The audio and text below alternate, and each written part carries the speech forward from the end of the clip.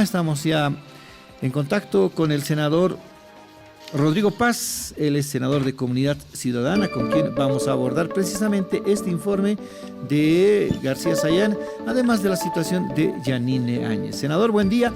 Le saludan Rubén Atahuichi y Antonio Dalense. ¿Cómo está? Buen día, un saludo para los dos, un saludo a través de ustedes a todos sus seguidores que nos están viendo y un saludo a la patria. Así es.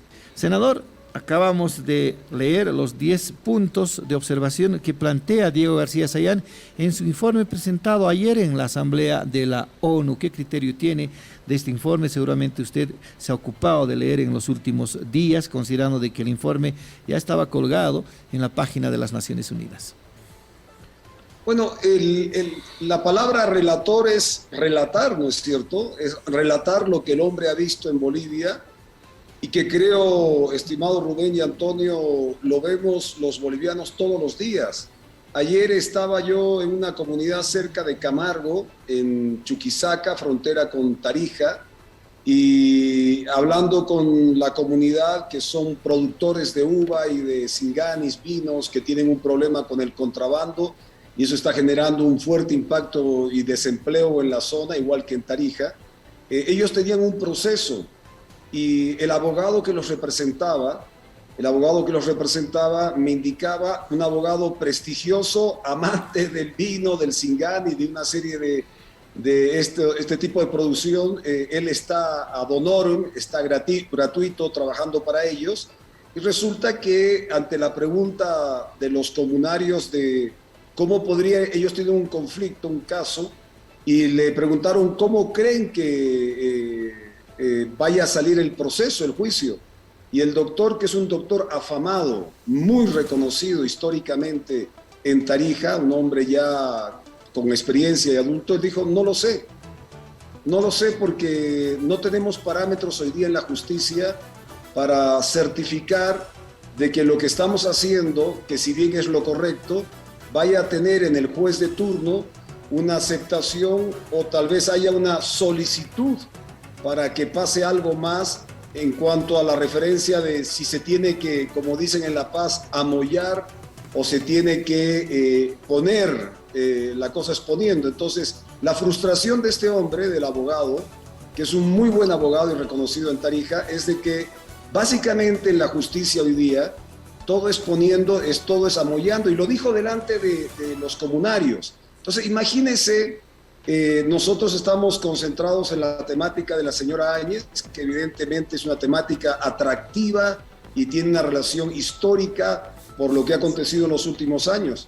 Pero todos los días de Dios, el pueblo de Bolivia sufre estas extorsiones de los malos fiscales y los malos jueces. Y aquí voy, porque hay buenos jueces, hay buenos fiscales, hay buenos abogados, hay buenos bolivianos. O sea, no podemos creer que todos los fiscales, todos los jueces son malos, son bolivianos. Hay buenos hombres y mujeres que ejercen esta profesión y se niegan a tener que ser extorsionados o pagar o tener que asumir una posición política para hacer justicia. O sea, tengo que ser parte de un partido político o de turno o del gobierno de turno. Entonces, conclusión. Vieron ustedes que en los puntos que expresa el señor Sayán hay unos ámbitos de análisis sobre, por ejemplo, que el 30% de los fiscales, de los 575 fiscales que tenemos en Bolivia, el 30% están por mérito. Todo lo demás es básicamente político, son apuntalados de forma directa.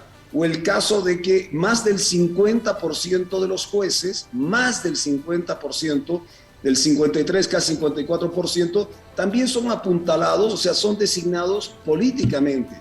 El 47% están por mérito. Entonces, estas cifras, más allá de, para no entrar en el tema más adelante, si ustedes quieren tocarlo, políticos, si Áñez, si Evo, si golpe, no golpe, etcétera, es que el sistema judicial hace aguas en las necesidades para resolver los problemas de los bolivianos, pero yo siento una gran comodidad más allá de este informe que ha sido internacional. El informe este es muy grave porque ha sido expresado por el relator en Ginebra, en Naciones Unidas, delante de los países del mundo, y esto ya significa ponernos en la categoría de los países que usan la política, porque así lo determina el relator, para ejercer a través de la justicia una presión. Eso por un lado. Segundo, la libertad que tienen los jueces y fiscales, los malos jueces, malos fiscales, porque hay los buenos, para hacer lo que les da la gana en el país con los bolivianos.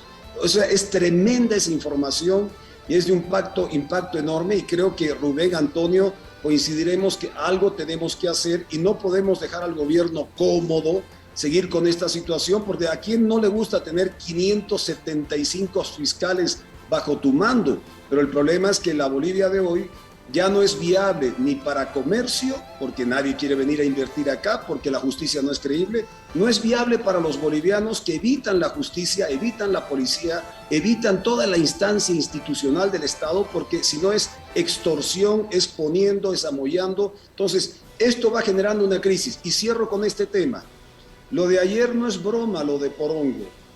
Una zona muy cercana a una de las urbanizaciones más caras, si no la más cara de Bolivia, y ya empieza a sonar varios incidentes como en las épocas de Colombia con el narcotráfico y otras mafias, donde en vez de ir a sentenciar a altos políticos o a altos dirigentes o gente que está muy bien protegida como empresarios, empezaban a matar a gente que no está protegida, al periodista de a pie, al policía, al director de una radio o a aquel abogado correcto que está intentando luchar por algo. Entonces, se está empezando esto a distorsionar. Y si no tienes un sistema judicial que logre establecer líneas y conductas para la sociedad, un sistema judicial fuerte, pues realmente esto va a llevar a consecuencias de desorden y de encuentro, de confrontación social con diferentes sectores muy complicados a futuro. Senador, buen día. Antonio le habla. Justo decíamos con Rubén hace un rato de que evidentemente el informe es contundente. El informe toca temas que nosotros vemos a diario, ¿no es cierto? Y coincidimos en que algo deberíamos hacer, pero también coincidimos en que ese algo está costando, senador. ¿Sí? Se han hecho varios intentos, se habla de una cumbre, se han hecho varios análisis, pero poco o nada se ha hecho hasta ahora. Nosotros lo vemos así, desde fuera. Usted que está en el terreno político, que está en la asamblea todos los días, ¿cómo ve? ¿Cómo puede ser posible hacer ese algo? ¿Realmente es posible? ¿Es imposible por ahora? ¿Priman los intereses? ¿Qué opinión tiene sobre esto? Te reitero, si tienes bajo tu mando 575 fiscales para ordenar y desordenar, en principio suena muy bien. El problema, Rubén y Antonio, es qué pasa mañana. Cuando esto en el corto plazo, porque el gobierno está mirando un tema de 3 años más, y quiero ser con esto lo más honesto posible. Ya la sensación, por lo menos en los debates del Parlamento, con gente hasta del propio MAS, gente coherente, gente que tiene familia, gente que tiene relaciones con sus regiones de forma sincera, porque no vayamos al debate político por debatir, sino gente que tiene una preocupación. Pero yo les digo, oiga, ustedes tienen esa fuerza para poder transformar, además son gobierno, o sea, la sabiduría popular ha hecho que el voto sea para ustedes. Por algo será, porque entonces el pueblo entendía que tanto el presidente tenía mayor capacidad seguramente para gestionar la economía, tenían ustedes mayor capacidad para volver a gobernar, pero les ha dado una señal de que ya no hay 2/3 y tienen que sentarse a la mesa con todas las partes para resolver un problema. Ejemplo, el empleo, porque hay un desempleo gigantesco y una crisis económica, y nos estamos gastando todos los ahorritos que nos queda, o sea, reserva internacional, lo que hemos ahorrado en las AFPs, todo eso se está gastando porque hoy día no hay quien nos preste plata en el mundo porque no creen en nosotros. Esa es la verdad. Bueno, dicho esto, en 3 años más, sin plata, sin empleo y sin un sistema judicial fuerte, esto va a ser, o sea, si vemos en el corto plazo, va a ser realmente un desorden nacional. Lo de la señora Áñez, lo del expresidente Evo, lo que dice, a veces su incontinencia verbal, todas estas cosas van sumando a un clima enrarecido que va generando un momento de profunda crisis en el corto plazo. Si yo le decía, por ejemplo, en algún momento al ministro Lima, ministro, el otro día me lo encontré de casualidad en el Parlamento, haga la reforma, ministro.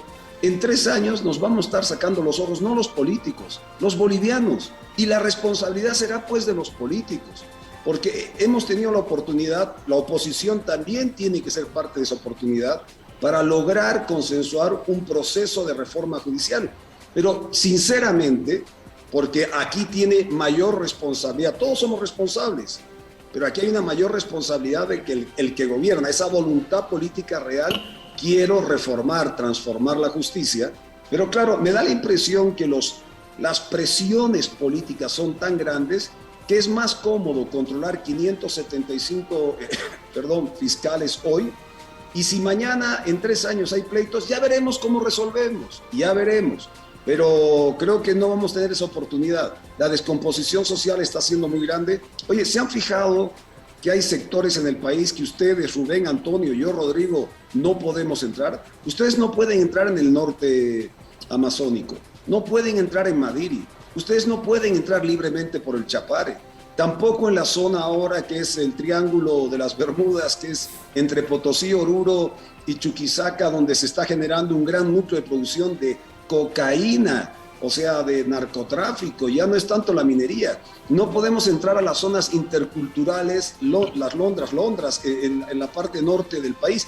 O sea, hay territorios en Bolivia que ya no tenemos soberanía para que un boliviano como yo o como ustedes puedan caminar tranquilamente. Es más, te meten bala, como lo que acaba de pasar ayer en Porongo. Entonces, ya no son señales de orden político. Oye, la oposición no tiene plan, el gobierno no quiere, o sea, sino que ya son de orden de familia, de sociedad, de descomposición que estamos llevando adelante, y que por mucho que algunos, como ustedes, han generado su preocupación, o en el caso personal también, junto a otras temáticas que vengo yo golpeando con el tema censo, porque me parece que es algo fundamental para encaminar una visión y nuevas futuras públicas del país, resulta que nos estamos descomponiendo y el gobierno no está haciendo alarma sobre este tema. Y la mejor respuesta, y concluyo con esto, es que el presidente, el portavoz del gobierno dice: oiga, la oposición mucho se preocupa del MAS, solo habla de nosotros y no tiene una propuesta. Oiga,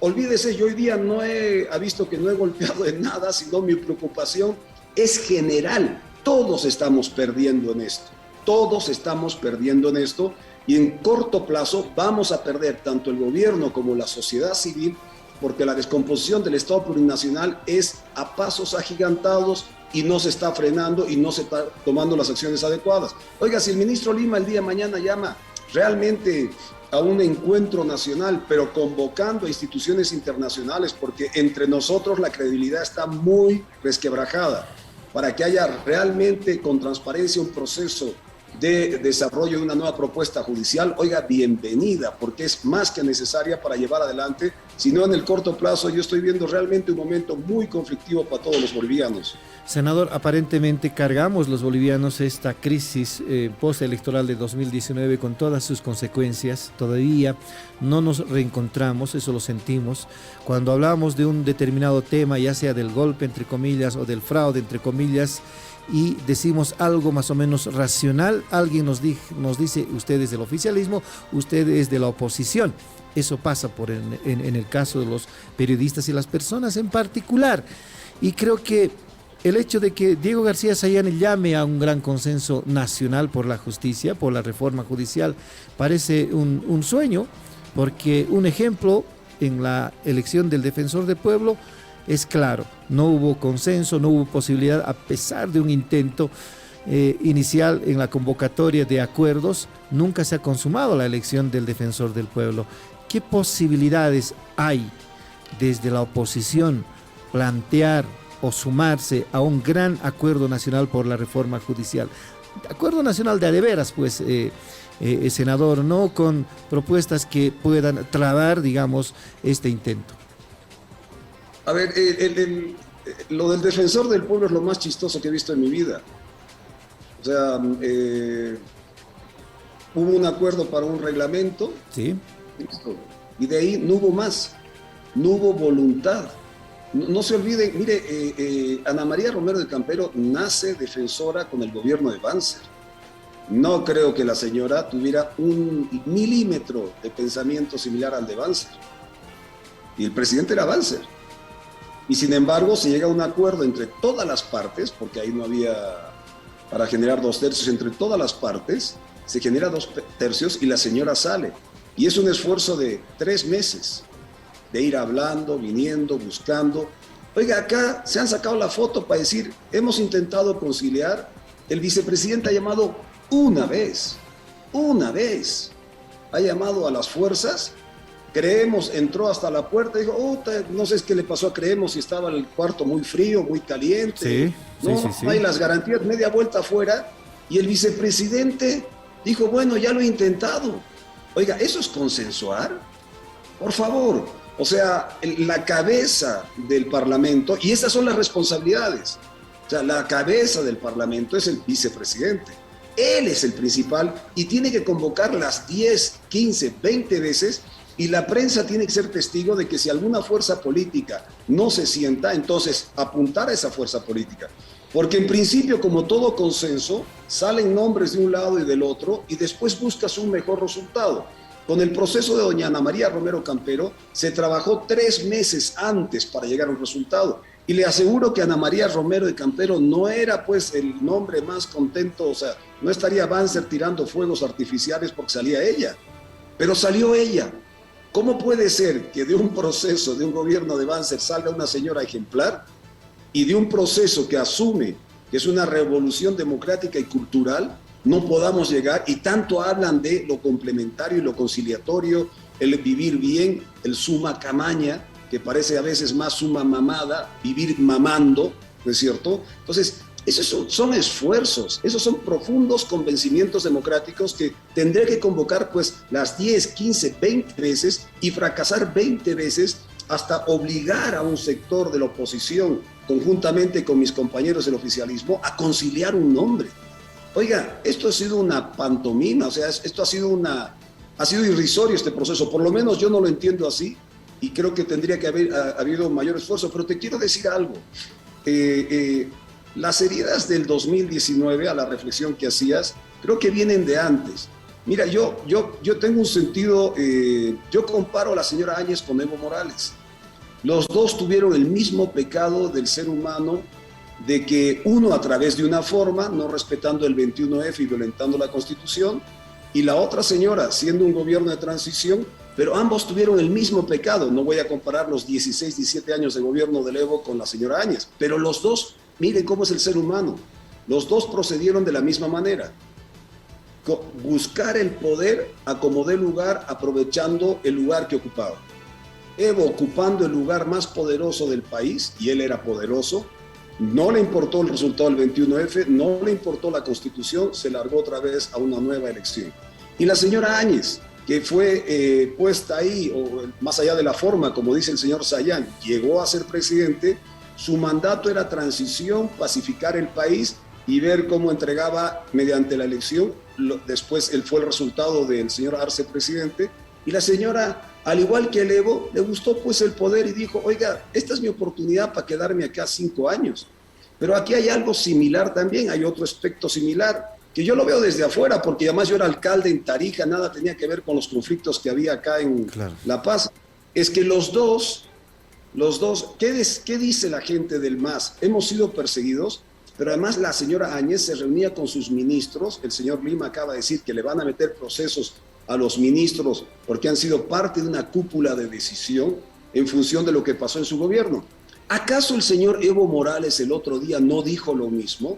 Oiga, el presidente nos ha llamado, hemos estado sentados, yo, el ministro, senadores y diputados, hemos decidido esto, o sea, una cúpula, una pandilla se reúne y deciden cómo hacerle daño a otro boliviano. Lo mismo hizo la señora Áñez. Decide cómo, según la versión del MAS, decide cómo hacerle daño a otros bolivianos. ¿Cómo puede ser que haya grupos que se reúnen para hacer daño a otro boliviano? Creo que esto no está bien, ni el uno ni el otro, ni el uno ni el otro, porque están actuando de la misma manera. Ambos se quisieron quedar en el poder cuando no correspondía. Ambos se quedaron en reuniones, organizaron procesos para hacer daño, para eliminar al prójimo, para sacarlo del juego político, no democráticamente, sino utilizando artilugios no adecuados. Entonces, estos señores proceden igual y eso no ganamos los bolivianos, nadie gana con esto, nadie. Más bien estamos en un conflicto, nos hemos entrampado y creo que el gobierno no se está dando cuenta que necesitamos una tercera alternativa en el debate político, porque la gente, ¿cuál es su problema, Antonio y Rubén? Empleo. Así es. Y cambiar la justicia. Empleo y cambiar la justicia, que por una garrafa te meten a la cárcel. ¿Cómo pues? ¿Cómo pues que por una garrafa? En Tarija, en San Lorenzo, un chico con discapacidad, por una garrafa que le robaron, él era el dueño de la garrafa, le robaron la garrafa y lo acusaron al dueño, o sea, a él, que era un chico con discapacidad, lo acusaron de ser el principal posible ladrón de su propia garrafa. O sea, es impresionante y eso pasa todos los días de Dios en nuestro pueblo. Senador, ya que habla de Yanine Áñez, el otro día Yanine Áñez ha pedido a Carlos Mesa, como líder de Comunidad Ciudadana, de que su fuerza política la apoye en un eventual juicio de responsabilidades. Ahora que el gobierno habla de hacer seguimiento a las proposiciones acusatorias en la Asamblea contra Yanine Áñez, Comunidad Ciudadana va a apoyar un juicio de responsabilidades, especialmente en el caso de las masacres de Sacaba y Sencata. Mira, la justicia, dependiendo de quién gobierna, tiene un valor diferente. No te olvides, en el caso de Sencata y Sacaba, que hay que investigar, pero seriamente. Los muertos de Sencata y Sacaba, no puede ser que en Bolivia, en democracia, según quien gobierne, los muertos se olvidan o se enjuician. Evo, en sus primeros 13 años de gobierno, ha tenido 132 muertos. Y 57 de ellos han sido por enfrentamiento con la policía. 132 muertos. ¿Estamos enjuiciando a Evo Morales por los muertos de su gestión? No. Entonces, lo que quiero dar a entender es que tenemos una justicia muy selectiva y tanto lo que tenemos que descubrir, la verdad histórica de lo que ocurrió con Sencata, Sacaba y otras regiones del país. Hubieron los de Montero, hubieron otras regiones en Cochabamba, etcétera. No hay que ser selectivos. Si vamos a investigar, creo que coincidimos Rubén y Antonio, investiguemos todo, pues. Pero también durante el gobierno de Evo, en sus primeros 13 años, 132 muertos en confrontaciones sociales. Y ninguno de ellos esclarecidos del por qué. Solo definidos, por ejemplo, 57 han sido por el hecho de confrontación con la policía. O sea, ha habido carga policial que ha disparado y ha matado a un boliviano. ¿Está eso en investigación? Entonces, la justicia se pone muy selectiva según quien gobierne, ¿no es cierto? Y no es lo mismo para quien gobierna. Si antes era la oposición, el valor de la vida de los bolivianos. Cuando eres gobierno, el valor es diferente. Cuando eres oposición, el valor es diferente. O sea, ¿cuándo vamos a llegar a equilibrar esta situación para generar una correcta ejecución de la justicia? Segundo, en el tema de la señora Yanine, que le corresponde, oiga, más allá de la señora, quien hubiese sido, igual que García Mesa, que en lo personal no le tengo ningún aprecio porque como hijo de políticos sufrimos la persecución, pero yo era un chico y fue el último exilio que tuvimos que salir a Panamá. Estábamos en la casa de mis abuelos, mi abuelo, que era general de caballería de la Guerra del Chaco, héroe de la Guerra del Chaco, le entraron igual los militares, no lo respetaron, destrozaron su casa en Sucre y nos tuvieron que sacar por frontera a Panamá. Bueno, ese salvaje que era García Mesa fue enjuiciado con un juicio de responsabilidades. Y es lo que corresponde, el mismo señor Sayán indicó. Ahora, ¿qué creo yo que temen en su momento del juicio de responsabilidades en el Parlamento? Que en el debate público y abierto salgan cosas que en el juicio no se ha dado. Por ejemplo, Rubén, Antonio, yo les hago una pregunta. ¿No es raro que en un juicio que es vía ordinaria, como dijo el señor Valverde, de justicia ordinaria, porque tenemos que coincidir que esta justicia es ordinaria, me parece bien el concepto, más allá de quien lo diga, de que los testigos principales como los perjudicados, don Evo Morales y García Linera, no hayan ido a declarar? Ha ido la presidenta del Senado, la expresidenta, la señora Salvatierra, ha ido la señora de diputados. ¿Cómo puede ser que esos dos principales no hayan ido a declarar y decir su verdad ante el pueblo de Bolivia de qué pasó, qué ocurrió? ¿No es raro? ¿No es raro que testigos como pueden ser las organizaciones internacionales que fueron partícipes de ese momento no hayan sido convocadas a declarar para entender cuál fue su rol? ¿No es cierto? Entonces, no es correcto. O sea, mire, no es por ser uno de la alianza. Comunidad Ciudadana es una alianza. Yo soy de una organización que se llama Primero la Gente, chiquitita de Tarija. Somos parte de esa alianza. Comunidad Ciudadana es una alianza, no es un partido en sí, pero es una alianza. Pero más allá de ser del MAS o ser de comunidad o de lo que ustedes quieran, la razón, ay, mire qué lindo nombre, la razón nos indica que hay algo que no está bien en el procedimiento. Queremos un objetivo, queremos la verdad, ¿no es cierto? Pero hay algo que en el procedimiento no está bien. Entonces, ¿podemos hacer un lado del procedimiento? Sí, podemos. Pero entonces ya estamos viciando las conclusiones posibles porque ya no es búsqueda de la verdad, sino estamos buscando mi verdad que me interesa como poder para generar un objetivo que fue dialogado y charlado en una reunión privada, como si fuera un grupo de pandilla, entre el presidente, el señor Evo Morales, el ministro, los senadores y diputados, para definir cuál era el camino para lograr ese objetivo. Lo mismo que ellos reclamaban del gobierno de Áñez cuando se reunía con sus ministros para supuestamente perseguir a la gente del MAS. Lo mismo que ellos han hecho es lo mismo que reclamaban de la señora Áñez. Esto no es correcto. Y hay una justicia que ni a ustedes, ni a mí, ni al resto de los bolivianos nos resuelve la verdad, que es al final lo que queremos, la verdad de los hechos y la verdad que se vaya a aplicar a través, sí, de sentencias, pero que sea la verdad. Muy bien, senador. Le agradecemos su tiempo con La Razón Radio y Radio Monumental. Un abrazo hasta donde se encuentre. Gracias. Yo les agradezco. No, estamos aquí en La Paz. Oiga, hace un frío bárbaro. Así es nuestra La Paz. Hay que abrigarse nomás y cuidado que pesquemos un resfrío. Un abrazo, senador. Gracias a la orden y como siempre a su invitación estaré presente. Muchas claro gracias. que sí, va a haber oportunidad. Era el senador Rodrigo Paz de Comunidad Ciudadana.